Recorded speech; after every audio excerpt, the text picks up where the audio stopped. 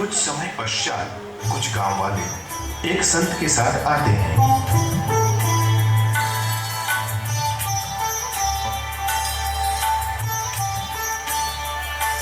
भगवान कृष्ण के बारे में मैं क्या बताऊं? वह बहुत ही सुंदर बालक के रूप में वृंदावन में रहते हैं। उनका रंग श्याम वर्ण है और उनके गले में चिंतामणि हीरो की माला है। हाथों में हीरो मोतियों के कंगन है। उनके सिर पर हीरो से भरा हुआ, मोतियों से भरा हुआ और रोटियों से भरा हुआ मुकुट है। उसमें मोर पंख है। उनके पैरों में बहुत ही कीमती पायल है और वो वृंदावन में अपने ग्वाल बालों के साथ खेलते हैं। आज का प्रवचन मैं यही समाप्त करता हूँ, बाकी का कल।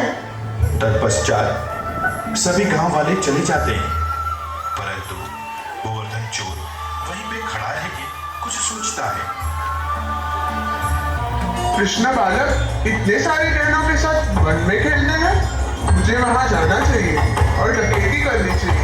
इतने आभूषण मिलेंगे तो मुझे कभी भी चोरी करने की आवश्यकता ही नहीं पड़ेगी।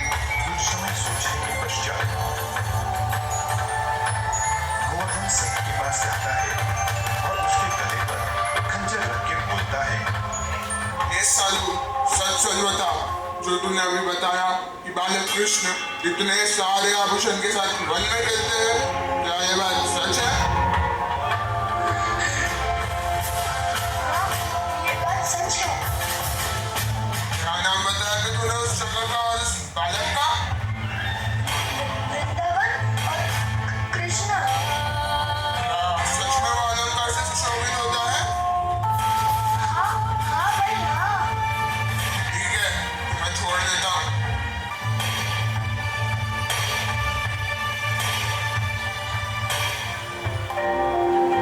क्या नाम बताया कि तूने उस बालक का और कहाँ रहता है वो? वृंदावन और कृष्ण। ठीक है। अरे होगा कोई पागल, मुझे क्या, कभी लौट कर नहीं होगा। हाँ, कभी नहीं होगा। गोवर्धन डाकू वृंदावन की ओर निकल पड़ते हैं। पूरे रास्ते में वो बोलते रहते हैं, रटते रहते हैं, कृष्णा वृंदावन, कृष्णा वृंदावन। क्या नाम था मैं उस जगह का? वृंदावन, बराबर। और वो बालक, अरे बाप रे, क्या नाम था? कृष्ण, हाँ बराबर। ये श्रीधाम वृंदावन का एक रमणीय दृश्य है, जहाँ पे भगवान कृष्ण अपने ग्वाल बालों के साथ छोटी छोटी गैयाओं को चराते हैं और उनके साथ खेलते हैं।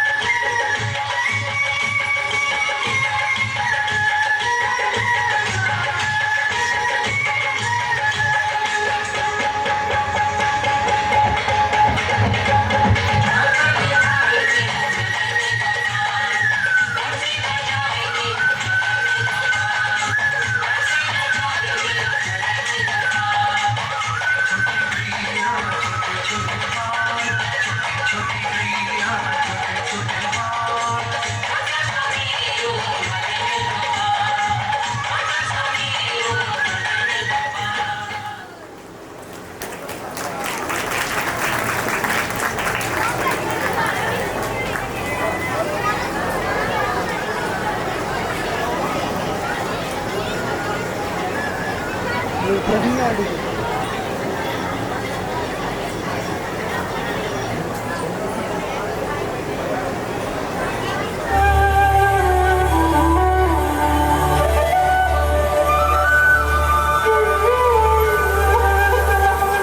समय के पश्चात गोवर्धन डाकू वृंदावन पहुंच जाता है और कृष्ण को ऊपर से नीचे तक देखता है।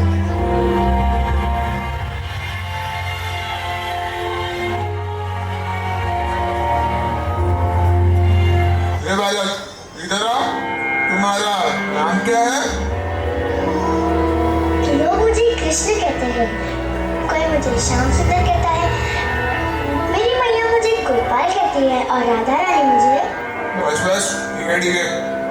ये बताओ, ये जो आभूषण तुमने पहने हैं, क्या ये असली है?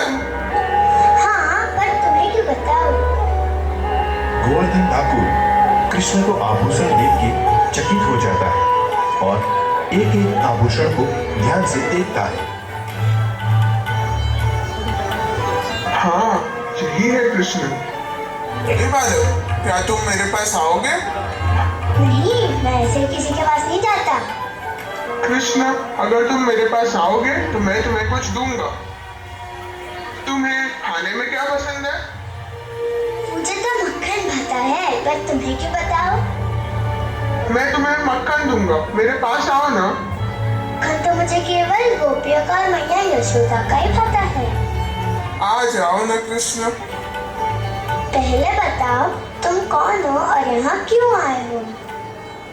मैं डाकू हूँ, चोर हूँ। पता है, मैं भी चोर हूँ।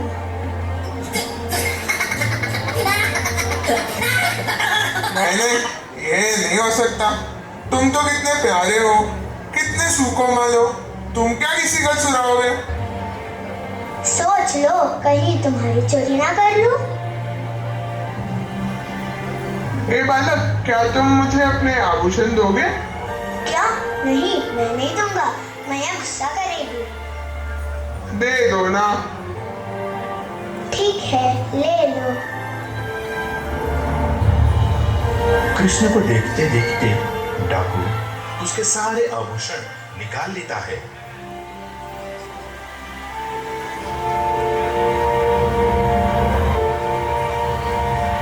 ये आभूषण तो तुम पर ही अच्छे लगते हैं कृष्ण। तुम्हारे बिना यहाँ कितने खोखले लगते हैं। आओ, मैं तुम्हें फिर से पहना देता हूँ।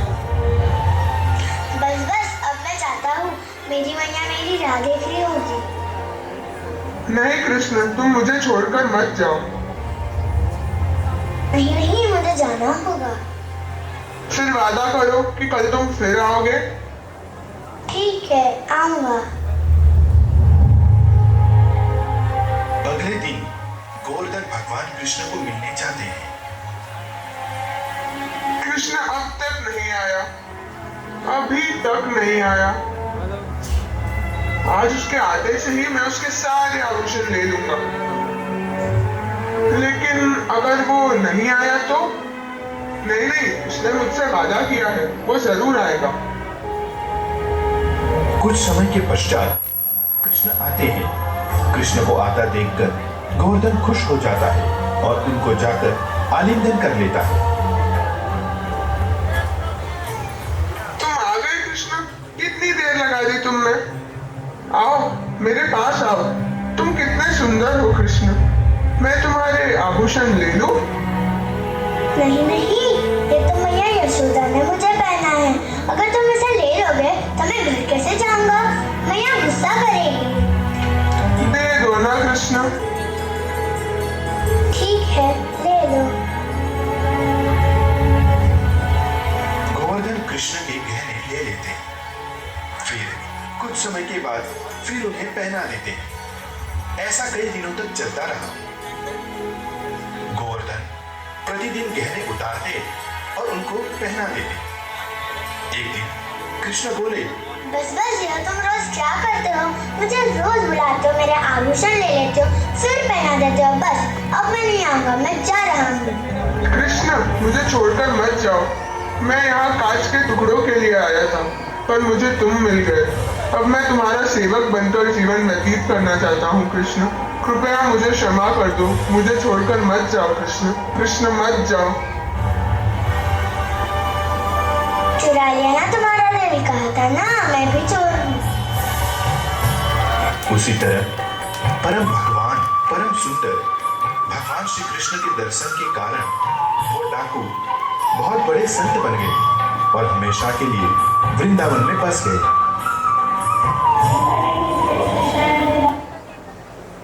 उनकी दो पत्नियां थी, रानी सुनीति और रानी सुरुचि। राजा मोहवश अपनी छोटी रानी सुरुचि और उनके पुत्र उत्तम से बहुत आसक्त थे। वहीं दूसरी ओर उनकी ज्येष्ठ रानी सुनीति की तरफ वे तनिक भी ध्यान न देते। उनका भी एक महान पुत्र हुआ जिनका नाम ध्रुव था। यह नाट्य प्रस्तुति उनकी लीलाओं पर आधारित है। उस समय राजकुमार ध्रुव की आयु मात्र 5 वर्ष थी। एक दिन वे अपने पिता के पास गए।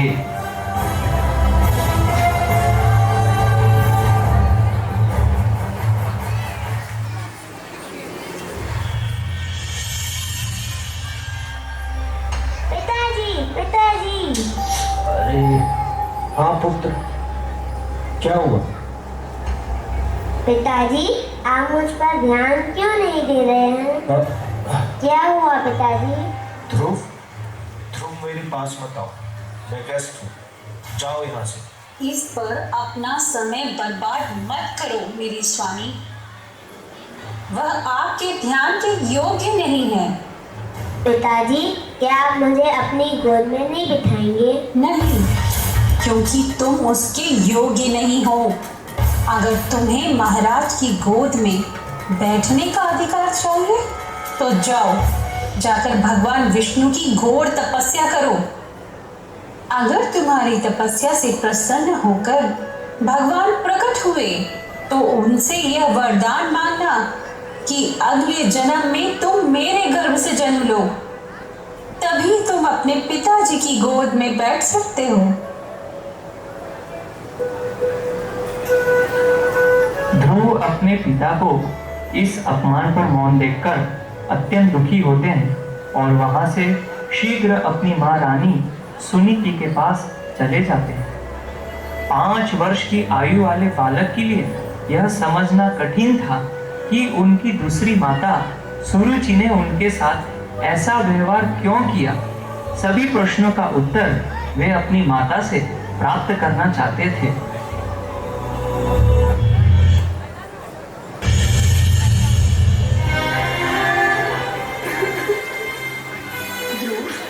मेरे प्रिय पुत्र, क्या हुआ?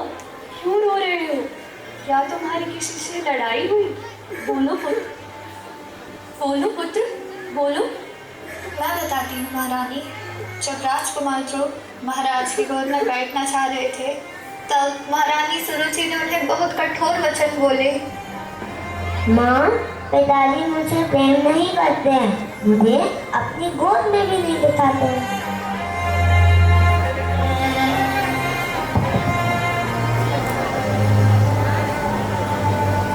ओ ध्रुव, रो मत। आपके पिता आपकी सौतेली माँ के प्रभाव में है, लेकिन तुम मेरे पुत्र हो और मैं तुमसे बहुत प्रेम करती हूँ। तुम्हारे पिता मुझे अपनी पत्नी के रूप में स्वीकार नहीं करते हैं। मैं अभागिन हूँ और तुम उस अभागिन माँ के पुत्र हो। सुरुचि ठीक कहती है, जाओ भगवान श्री हरि को प्रसन्न करो, तप करो। नारायण सभी प्रकार के वरों को प्रदान करने वाले हैं, किंतु तुम अभी बहुत छोटे हो पुत्र। तुम वन में तपस्या नहीं कर पाओगे, तुम वन में तपस्या नहीं कर पाओगे।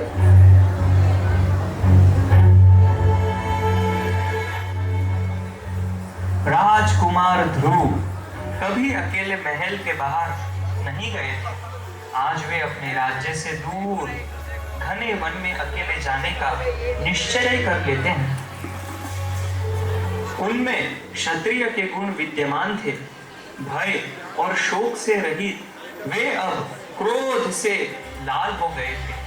जिस पिता की गोद में बैठने के लिए रानी सुरुचि ने मना कर दिया था, अब वे अपने पितामह मनु एवं अपने प्रपितामह श्री ब्रह्मा जी से भी बड़ा पद प्राप्त करने का संकल्प लेते हैं। भगवान विष्णु के महान भक्त श्री नारद मुनि को जब यह ज्ञात हुआ तो वे ध्रुव को रोकने के लिए वनों की ओर जाने लगे।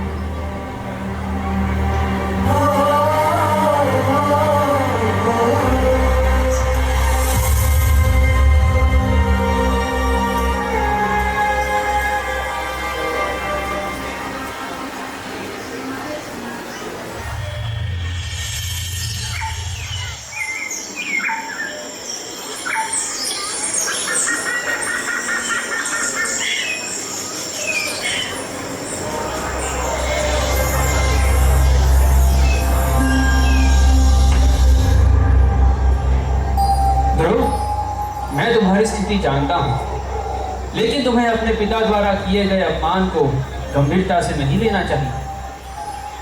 तुम भगवान को खोजने के लिए वन में आए हो, लेकिन इसके लिए बहुत कठिन और कठोर योग की आवश्यकता है। इसे करना तुम्हारे लिए असंभव है। मेरी सलाह है तुम घर जाओ और जब तुम बड़े हो जाओ तो तुम इस कठिन प्रक्रिया का पालन करने का प्रयास कर सकते हो। इस तरह से व्यर्थ उद्विग्न मत हो। मुनियों में श्रेष्ठ, मैं आपके वचनों का आदर करता हूँ। आपके वचन मन और हृदय को शांति प्रदान करते हैं, परंतु मेरा हृदय दुख और शोक की अग्नि में जल रहा है।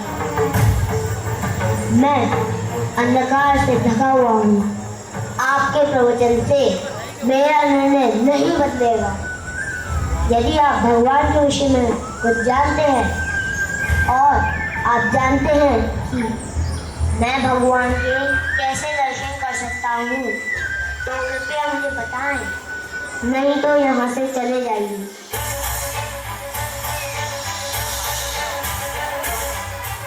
जब नारद मुनि ने देखा कि ध्रुव इतने दृढ़ हैं, तो उन्होंने उसे अपने शिष्य के रूप में स्वीकार किया।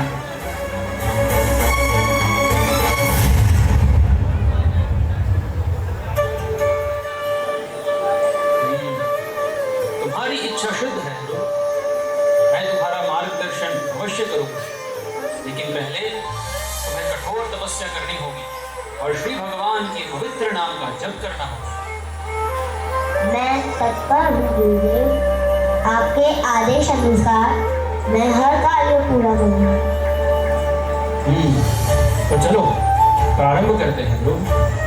पहले एक शांत स्थान पता करके एक नदी के किनारे तुम्हें अपना आसन ग्रहण करना है।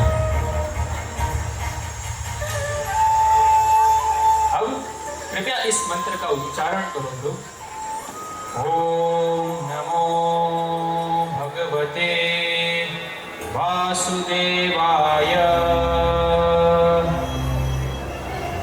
इस मंत्र का जप कर अपना चित्त भगवान वासुदेव के नाम, रूप, गुण, लीला स्मरण करने में लगाओ।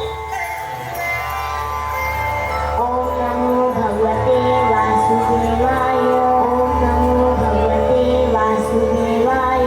ओम नमो भगवते वासुदेवाय। ओम नमो भगवते वासुदेवाय। ओम नमो भगवते वासुदेवाय। ओम नमो भगवते वासुदेवाय। ओम नमो भगवते वासुदेवाय। ओम नमो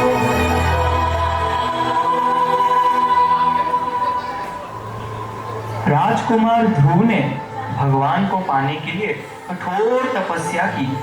अपने योगाभ्यास के पहले माह में उन्होंने हर तीसरे दिन केवल फल और कंद खाए, और वह भी केवल शरीर और आत्मा को एक साथ रखने के लिए।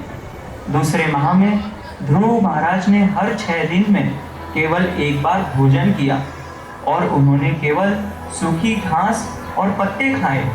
तीसरे माह में उन्होंने हर 9 दिन में एक बार पानी पिया। ओम नमो भगवते वासुदेवाय। उनके तपस्या से तीनों लोकों में त्राही माम होने लगा। ओम नमो भगवते वासुदेवाय। देवता गणों ने भगवान विष्णु के समक्ष जाकर उनसे प्रार्थनाएं की, जिसके फलस्वरूप भगवान नारायण ने सभी देवी देवताओं को आश्वस्त किया कि वे शीघ्र ध्रुव को अपने दर्शन प्रदान करेंगे। यहाँ ध्रुव ने अपना जप नियमित रखा। अंततः भगवान विष्णु उनके समक्ष प्रकट होते हैं।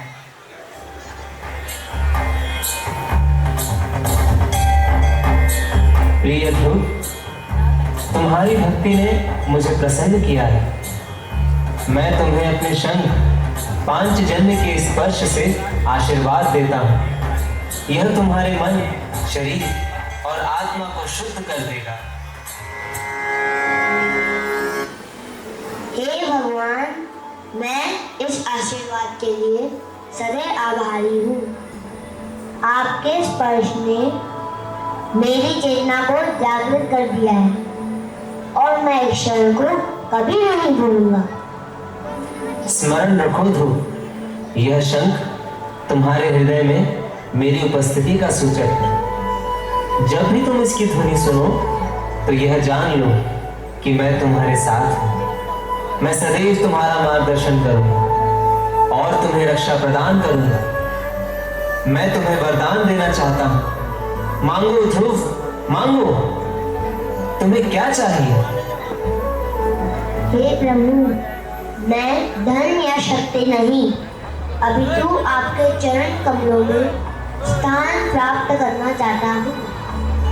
मुझे अहेतु की भक्ति का वर दीजिए और आपके दिव्य गुणों और लीलाओं का प्रचार करने की शक्ति प्रदान करें।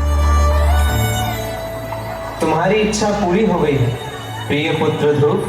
तुम्हारा नाम नक्षत्र तारों में अंकित किया जाएगा और तुम्हारी कथा आने वाली कई पीढ़ियों को प्रेरित करेगी। मैं तुम्हें शाश्वत स्थान प्रदान करूंगा, जिसे सभी जन ध्रुव नक्षत्र के नाम से जानेंगे। तुम्हारा हृदय सदैव मेरी भक्ति में दृढ़ रहे।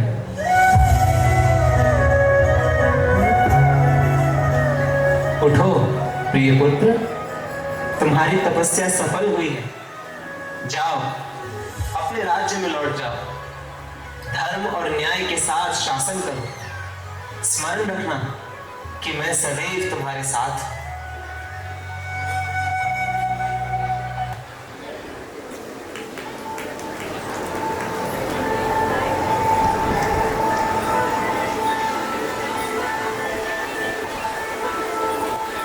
नारायणाय नमो नमः,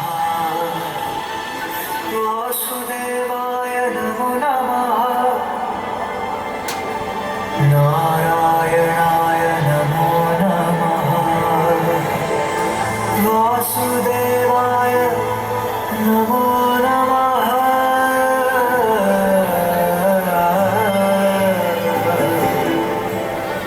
नारायणाय नमो नमः, वासुदेवाय नमो नमः।